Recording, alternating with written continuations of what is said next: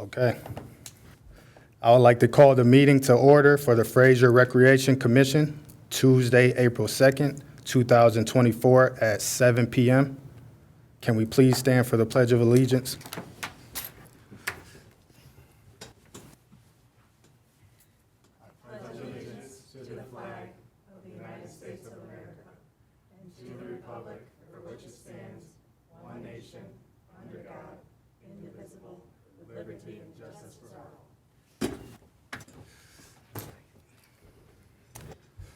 Okay, item number 3, roll call.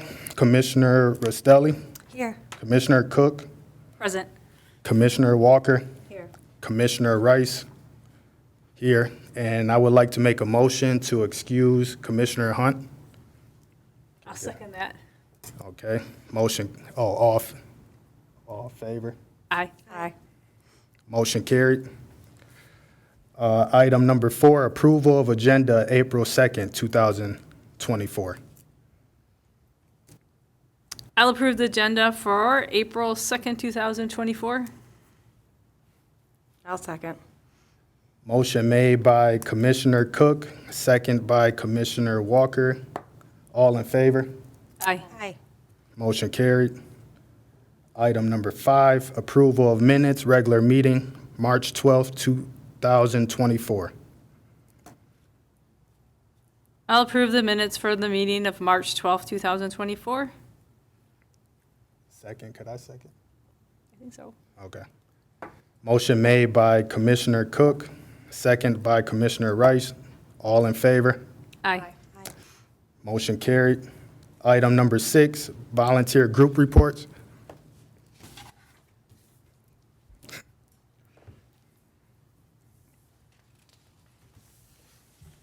Laura Lessig, 15201 Fairview. On behalf of the Fraser First Booster Club, I'd like to first apologize for us having to cancel our meeting in March. We have our next meeting scheduled for April 17, which is a Wednesday, 6 o'clock at the library location on 15 Mile Road. And there we'll start discussing what's going to be happening in the next, through the summer, activities for the parade and the fair, picnic. So please, all are welcome. So thank you. That's all. Thank you. I have a quick volunteer report for the beautification committee since Echo is not here today. Our next meeting is going to be May 29th at 6:30 at the library. All are welcomed. We also are on April 20th, we're doing a spring cleanup at McKinley Park at 9 a.m. If you want to come out and join, we're going to be cleaning up the garden beds in the Century Garden. So if anybody would like to join us, you can show up at like 9 o'clock and bring some gloves and shovel and a rake and help us clean that up. And that's it for that right now. Where was that located? At McKinley Park? Okay.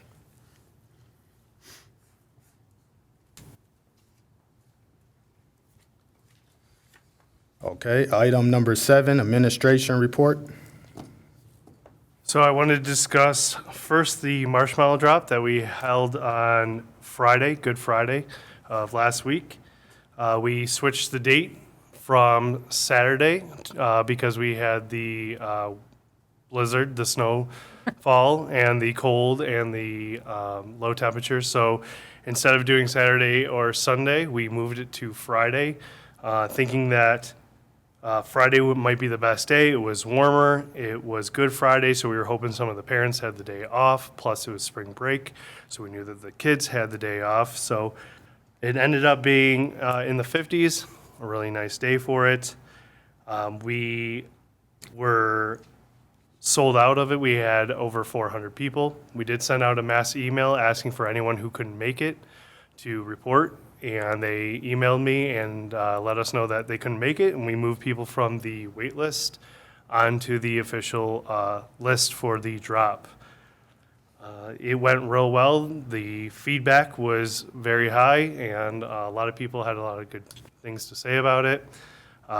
We had an amazing Easter bunny that came, and the kids loved the Easter bunny. We had 2 drops, one at 3:30 and one at 4 as part of the change. And it was set up beforehand, took a little bit to set it up. Thought that went real well, thought it was laid out pretty well.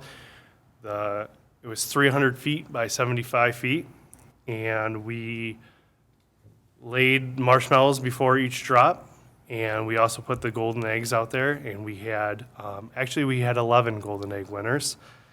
And there's a couple things that we could do a little bit better next year, a couple things I want to change.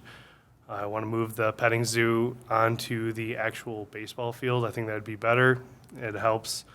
The ground gets a little bit wet out there, as you guys probably saw. And as far as the registration, there was a little bit of a backup and it was pretty slow. So there's been discussion about doing tickets. And initially, I kind of wanted to do tickets, but after I talked to the helicopter pilot after the event, he kind of made a few good points. And his points were, if we had more volunteers that were adults, not just the children, we can put more people on at the registration table, which I wanted to do 4 people, and we ended up basically having 2. I know that that was very tough on the registration table. I know that Chris was a part of that. And There's long lines. yep, and I know that that was a tough one. I think that if we had 2 more people, that really does cut down on things. You can have 4 people signing up at the same time. What I do like about the way we did it was there was no coming in for tickets, and there was no having to put tickets at multiple different places because we're only open from 8 to 4:30, Monday through Friday. So in that aspect, I liked the way that we did the online sign up. And also, because we had a lot of people cancel and moved people in from the wait list, it was easy just to cross them off, put in the new names, rather than print up new tickets and then possibly have duplicates, or having the people who would cancel have to turn them in and then give them back out. So overall, I think it could work better next year if I had a little bit more volunteers. We did lose quite a few because of the date change, understandably, because it was Good Friday and people are on holiday. But again, as much as we might have had a backup, everyone was able to do it. There wasn't a line when we did the drops. I think we ended up doing the drop at 4:05 rather than 4. And the other thing that I thought about was charging. There's been discussion of charging. Initially, I kind of like the idea, kind of keeps people honest about wanting to come, being a part of it.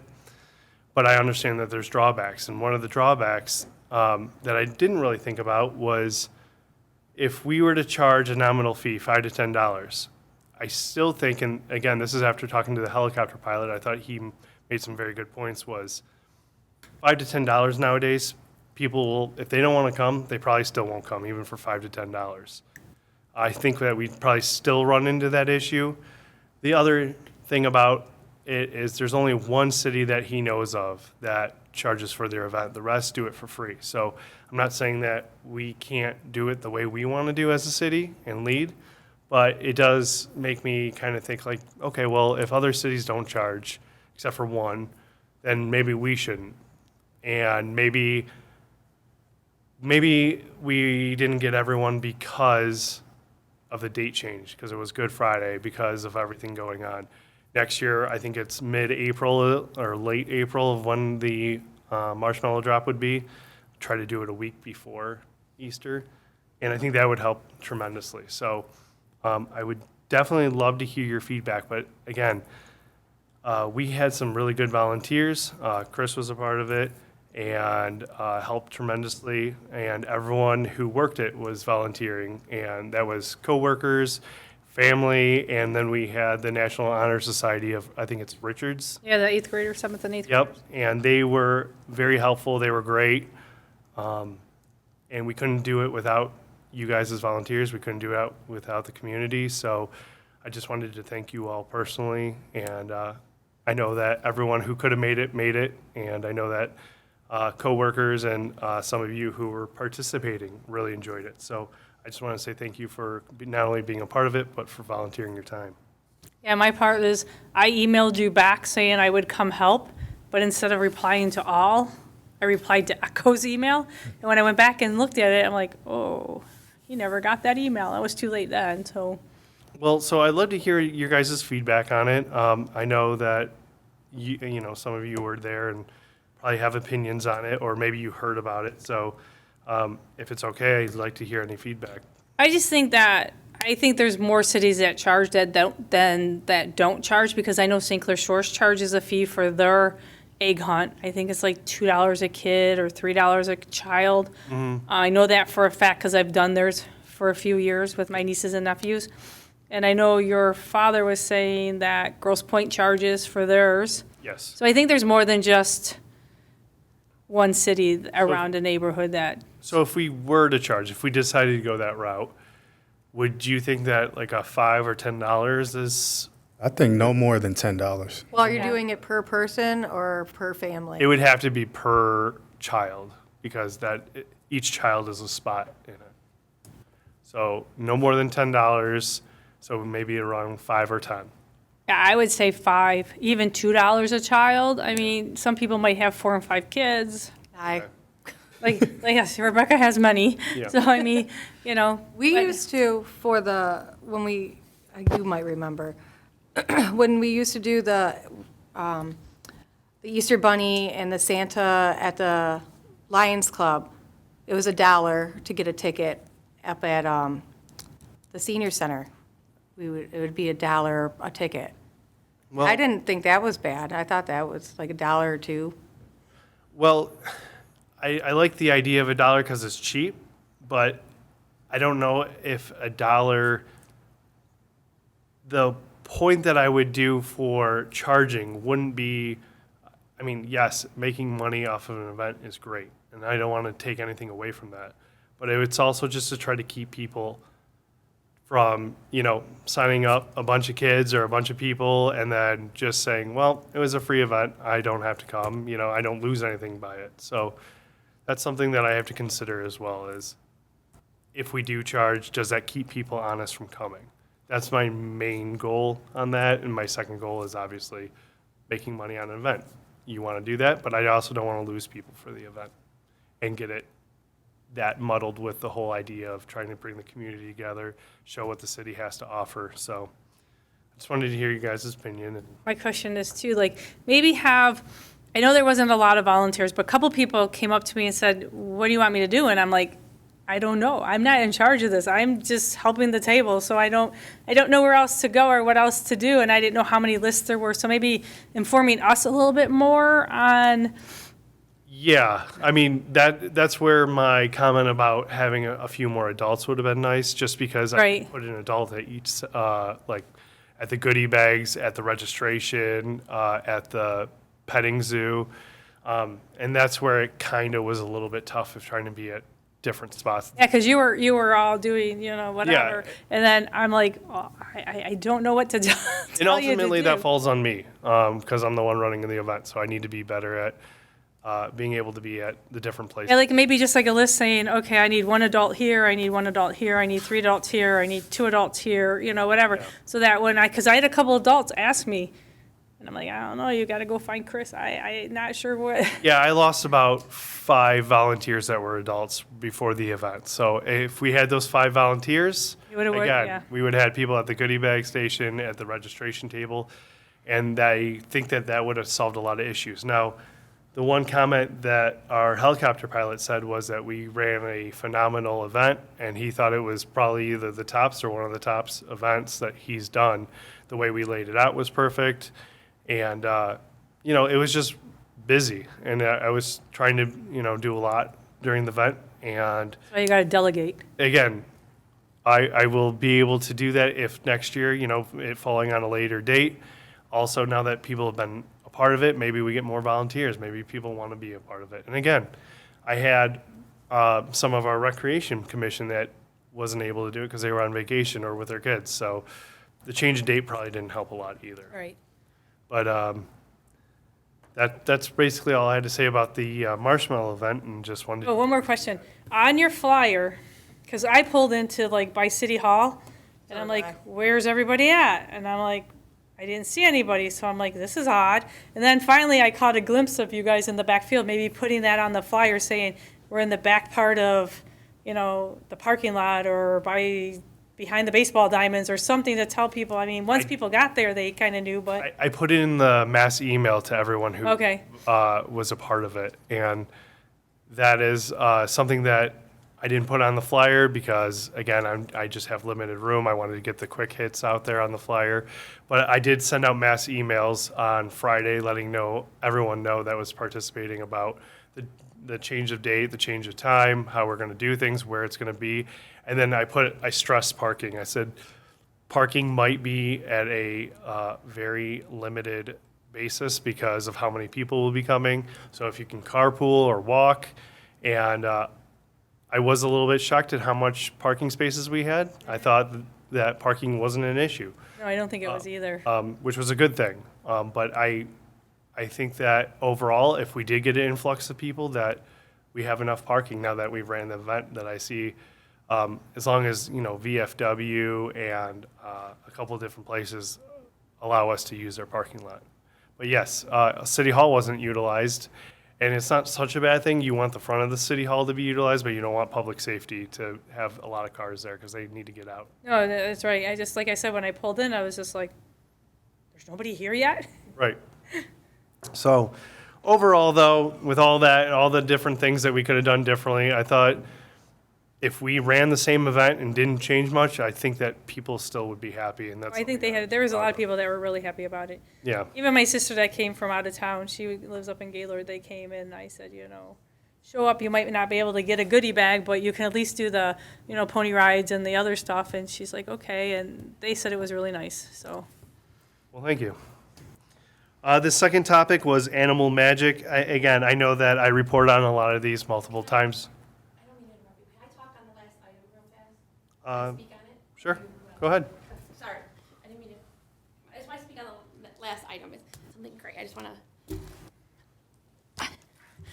Sherry Stein, 18387 East 13 Mile Road. I just want to give props to Chris, your team, your parents, your girlfriend. I was at the event. I think you did a wonderful job. Honestly, for it being changed the date, there was tons of kids there. And everybody was just like, they were just happy, and it was you did a really great job. I thought it was very well organized. I know you had a couple things with the petting thing, but that's just things that happen, right? It's not. So honestly, and I think you got the information out when you did change it. I think you did a very fine job on that also. So kudos to you. Thank you. I was trying to do as much as I could as far as keeping the communication open, emailing, and then again, as we were discussing, maybe not everything went on Facebook or something like that, but we did try to email them directly if there was, Right. Stuff was on Facebook about it? Yeah, I'm just I saying. shared it twice. Okay. I'm just saying, like, some of the details of, like, parking and stuff. I didn't put it on everywhere, but I understand what she's saying, because when I got there too, I was like, where is it? Yeah. So yeah, other than that, is one thing I would change just to make sure, because I think people are so used to it being in the front, which is no big deal. They looked and people would just walk. Some people were walking with me to the back, Yeah. right? right. Yeah, I mean, you could see the crowd. Once I got there and I kind of looked around, I could see Right. people, I could see things happening, so I mean, I think it was great, and the kids love the marshmallow thing. It's just marshmallows, so. Yeah, we definitely put a lot of marshmallows out there, and they were all picked up for us. So we didn't have anything to do with having to pick more up. And I like that you didn't have, I know some people like this, maybe, where you didn't have the bunny just sitting there and people just go up and take pictures. She was just like taking selfies with people and walking around. I like that. I I mean, think the some kids people might loved be it. like, I wish I could have sat down with them. You didn't like that? no, I like that she was walking around. Oh, She I did did a great too. job. I even took a selfie with her. Like, just people were taking selfies. I just think it was so casual but so family oriented. We did have like the backdrop, and then our Easter Bunny thought that the best way to do it was for her to move around, be seen, go up to people. She did a lot of different dances for the kids. I seen her. Yeah, she was doing in and out of the crowd. She was walking up and down that line the whole time Yep. in each group. So no, she did a fantastic job. Well, thank you. So I just wanted to let you know. Took her like weeks to recover, though. Yes, still recovering. Still sore. It's great that, you know what, your family backs you up and you love what you do. And when your family backs you up for what you do, it's great. Thank you. Appreciate it. Can I say something? Sure.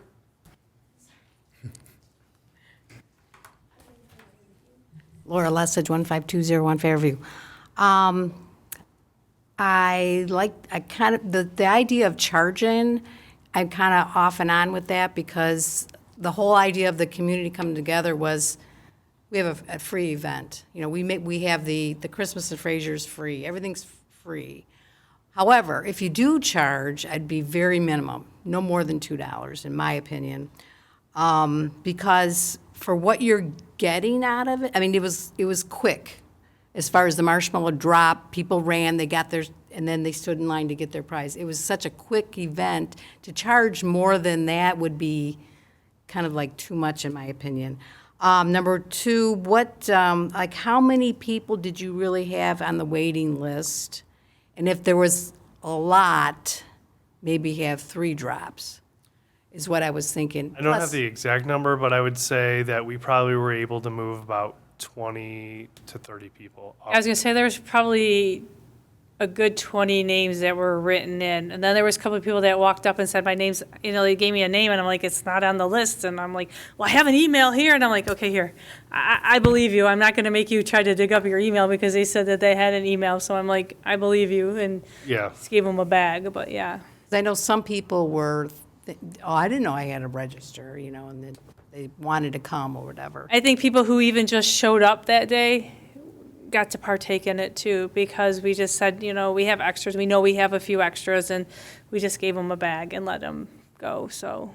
And the one thing too is now that you had the event, word spreads. Yeah.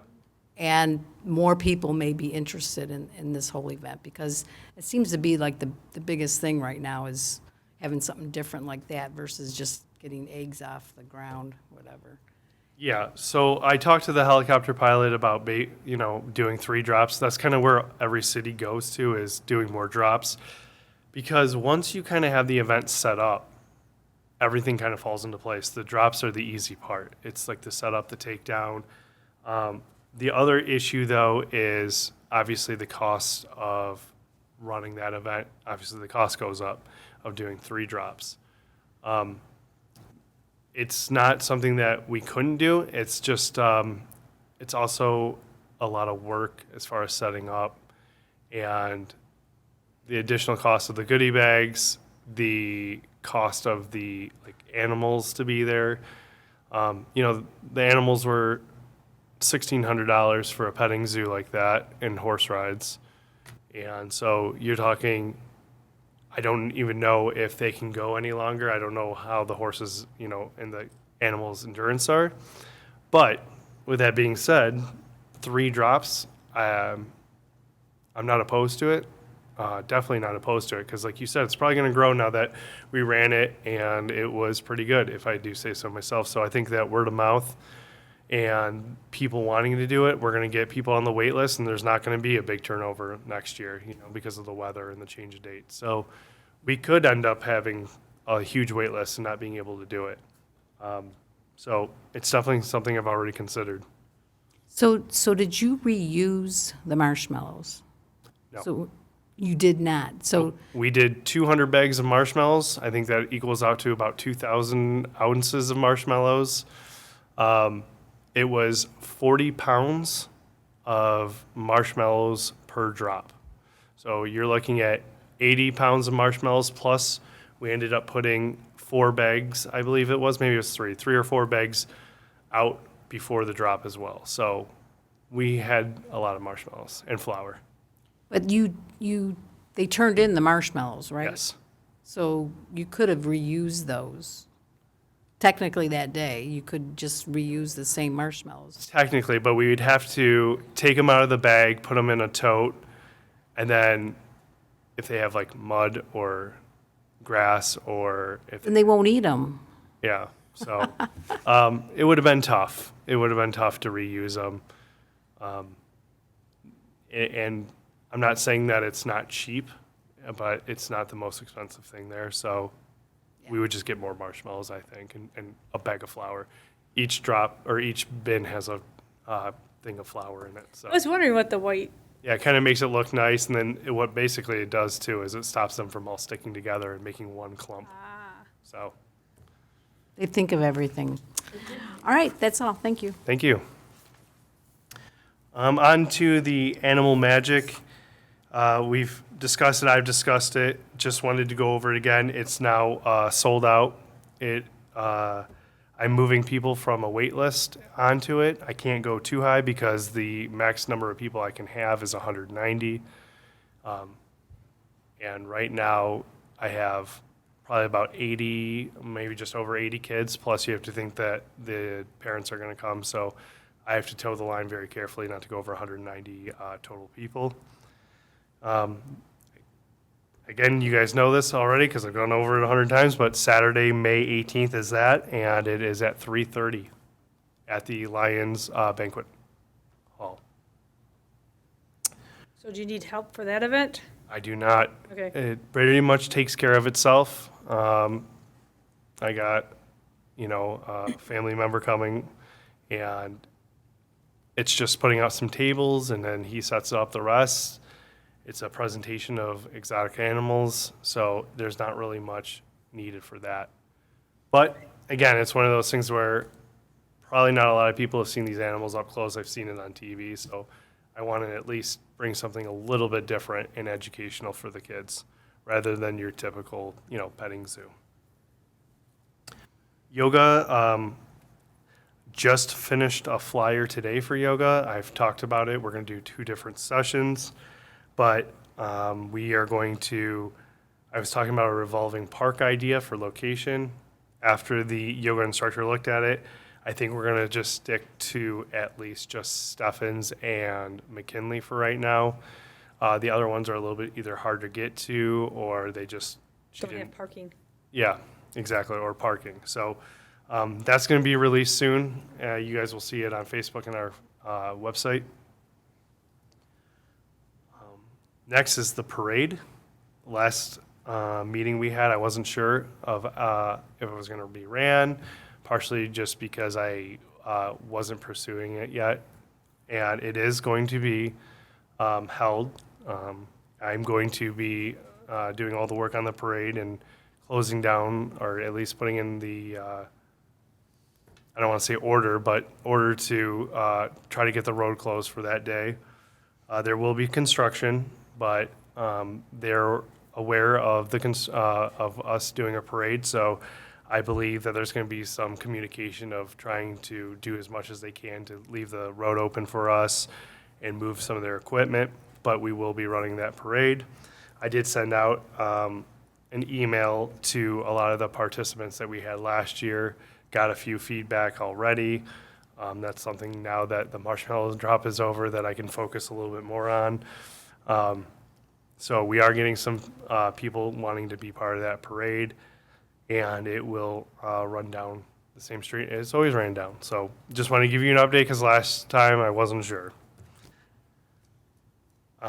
Skyhawks. Skyhawks is our sports classes, and I just keep giving you guys updates on how the registration's doing, and we just put out another advertisement for it yesterday, I think it was on Facebook.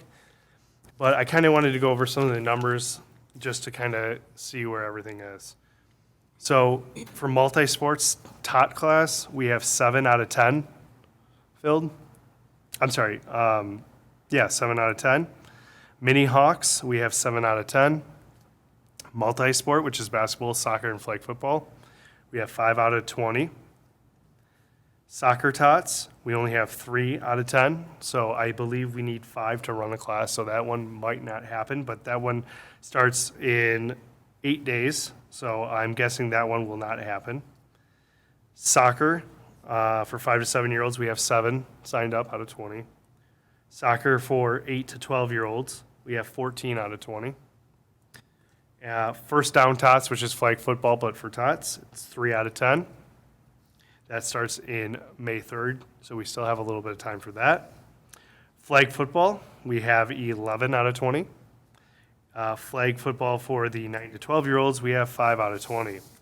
So to me, for this being our first year, and again, just like a marshmallow drop, word of mouth, people seeing it happen. I also thought it'd be kind of cool to get some type of pictures or video of the classes going on and post that. I think, when people kind of see what we have. And again, it's not just open to the city of Fraser, so we're kind of getting our community involved. I got a phone call today from someone in Sterling Heights wanting to sign up for ours. So we are getting different communities at our park. And then the final item, which was the Macomb Wildcats update.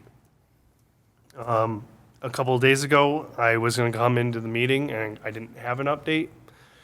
We were still waiting on them to turn in everything for them to present before council, to go before council. As of last month, a gentleman, a representative of Macomb Wildcats came in, thought that they were going to be part of the council meeting. We told them that we didn't receive anything, so that they can't be part of it because they missed the deadline. Seems like it was a miscommunication. They didn't send it to the right people. I'm not sure what happened, but we didn't receive anything. As of today, we had another representative of Macomb Wildcats stop in, asking if they were going to be on the April one. And again, we didn't receive anything, so we told them that unfortunately they missed the deadline. They're not going to be on the April one. With that being said, I think that their plan is to still come to the April one and to do the 5-minute comment section. But there's nothing that can be voted on. It's just for the comment section. But that is basically what I have. I did get a email today, and it basically is just saying that they are looking to use our field. It would be from June 17th through November 1st, with a possibility of an extension of the month of November, depending on how far the Wildcats make it into the playoffs.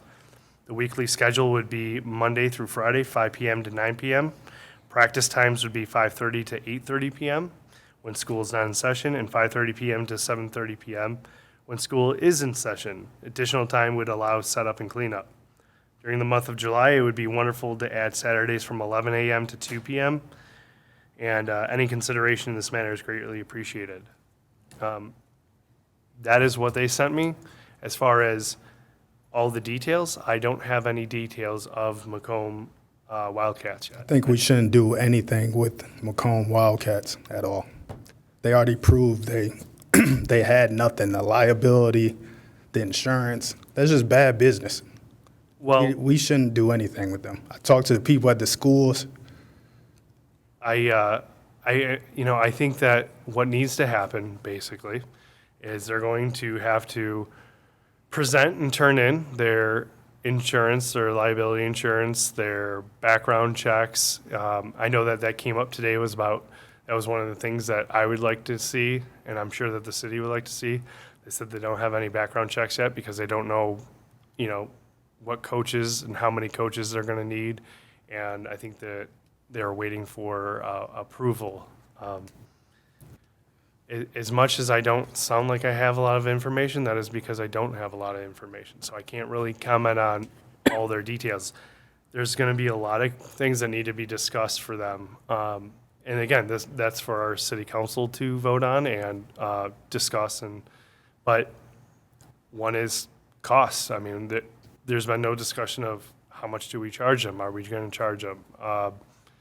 They're using our fields and making profit off of our fields. So I think that's something that's going to have to be discussed. Well, they came to the meeting and said they're going to charge $438. Something like that, yeah. Something like that. And they were No going one's paying that. they're going to have to get uniforms and everything. And, no one's asked me my opinion, and I completely understand why. But the only thing is I don't want to say we won't work with them. We will work with them, but there's a lot that needs to be presented and a lot of question marks. So I I think you got one time to prove. This has just been bad business. So we already got screwed over by one group. We got to stop letting these groups just come in. You know what I'm saying? Taking money. So Well, and then the one thing that I wanted to ask here, but the question is, I keep hearing rumors of we're working with them and that the schools are working with them. And I would like to know who's saying these rumors, and I would like to talk to these people who are spreading the rumors, because they must know something I don't, because I haven't really talked to the Wildcats about anything yet. I have a question, though. Can they use, like, school properties or fields around the neighborhood without just showing up and using it? Well, I can tell you right now that after we had a meeting with the schools are in the same boat as us. They want to see background checks on coaches, liability insurance. Because they have some classes set up that are over at, which park? One of the parks. I think the one behind Oak Ridge. Eisenhower. Yeah, is that Eisenhower? They have that field. They have like setting up of camps and stuff like that going on, coming up soon at that park. Now, the one thing that they discussed today was, could they come to Steffens Field, not as an organization, but a couple of dads with the kids, and use a space and do sit-ups, running, and like those type of things. And we told them that that would be absolutely fine, because you're not using it as an organization, you're not using it as the Wildcats, and you're coming here to do nothing where, you know, physicality, there's no, they're just using it, if you will, as a normal resident or person who wants to use field. That's absolutely fine. But as far as football practice, pads, helmets, hitting each other, that's something that needs to be discussed at a city council meeting. It needs to be presented with all the right paperwork. And that is anything that they find relevant to their organization, which, again, it could be background checks, it could be liability insurance, it could be websites, signing up. How much are they going to charge? How much are we going to take in a fee? Are we going to charge? I think that we need to be very careful with that. As Jake has said before, we have some history there, and it's not this organization, but we need to be very careful. So I think that that's something that a city attorney will have to look at, the city council will have to look at, I will look at, but it's going to be a discussion. It's not going to be something that it's easy as, yeah, sure, not a problem. It's going to be something that we have to really dig into and hear everything that they have to present, and that'll be voted on by council. So that is my update on Macomb Wildcats. So just wanted you guys to give you what I knew. Is the Wildcats just football, or is it like Skyhawks? Macomb Wildcats is just football from what I know. Again, I don't really know too much about them from what I've heard. I think they try to run a basketball class. Who's the basketball one then? Yeah, Is it's the same. Wildcats as well? I Yeah. know that they did basketball with the schools, but I didn't know that Yeah. was Wildcats. Okay, so it's a multi-sport thing. But they only had the insurance for the basketball, but nothing else. Right. And then when I did reach out to the superintendent of the schools, they said that they used a facility on Saturday, and that's as far as it went. There was no schedule, there was no football league or anything like that, and that's as much as they had. So I don't think that they've presented or gotten the approval through the schools. I would assume that the superintendent would say, yep, they presented and they're good to go. They just told me that they used the facility on a Saturday for something, and that was as far as it went. So again, I apologize if I don't have a lot of information, but I think that it will be something that needs to be turned in, and I think the deadline is April 25th to be on to the May 9th. Again, don't quote me on that, but May 9th council meeting. So that'll be something that our city council will hear and vote on. Do you guys have any questions as far as any of the marshmallow drop through Macomb Wildcats that I can answer? No. You. Okay. Item number 8, citizen participation. Anyone? I have competition here. Laura Lessig, 15201 Fairview, for the third time. I just want to mention that the FAME Awards nominations are due to the East Point Roseville Chamber of Commerce on this Friday, April 5th. FAME Awards are the Fraser Academy Member of Excellence Awards that we've had for a few years, and this is where the community can nominate their favorite Business of the Year, a Pioneer Award, Capital Improvement Award, Citizen of the Year Award, Youth of the Year Award, and You've Made a Difference Award within the city of Fraser. So please submit your nominations. You can go to the chamber website, and there's a form right there on the website to fill out and submit, or the city has forms here as well, and you can fill them out or fill out in a form and even email it to the director at erchamber.com by Friday the 5th. They will celebrate the winners on Monday, May 13th at the Vintage House. So that is something that the community likes to be involved in. One other thing that I noticed at the Senior Activities Center, there's the new sign that we have in the street area. The digital one? The digital one, yes. Yep. I heard everyone got trained on updating it, I right? definitely have been trained on it. Okay.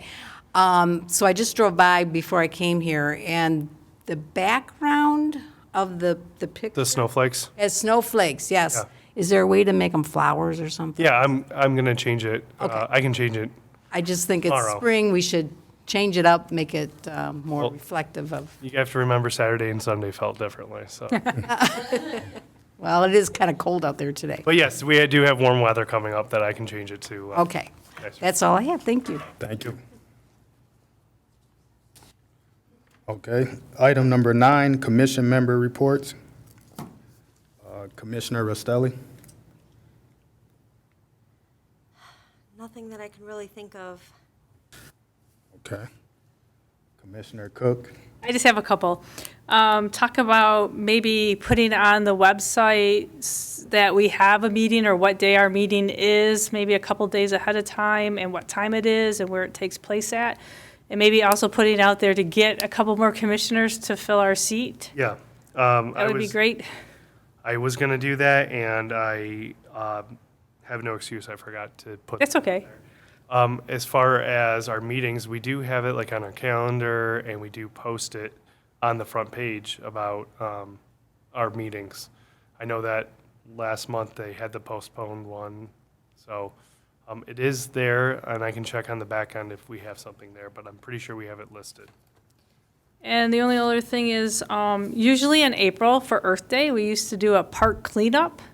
Like we'd have the Boy Scouts, Girl Scouts, commissioners, citizens, show up at a park and clean it up. Are we any talks of doing that maybe April, May? I wasn't sure what month I was going to do it in, but there's definitely been some talk about park cleanup. I want to get a group together, just kind of like you guys are doing for McKinley Park. I want to do something like that for a park cleanup where we can either kind of spend a little bit of time at each park or split up it depending on how many people we get. I just haven't nailed down a date yet. Again, don't want to keep using it as something as an excuse, but I just, with that, our event that we just had, I just haven't dedicated a lot of time to that. But now that it's over and I kind of have a little bit more time, I will try to come up with a day that we can do that and try to get a volunteer list going and send that out. I think that's it. That's a great idea. Commissioner Walker. I don't have anything today. And I said my piece. Item number 10. I'd like to make a motion to adjourn the meeting at 7:45. I'll second it. Motion made by Commissioner Rice, second by Commissioner Cook. All in favor? Aye.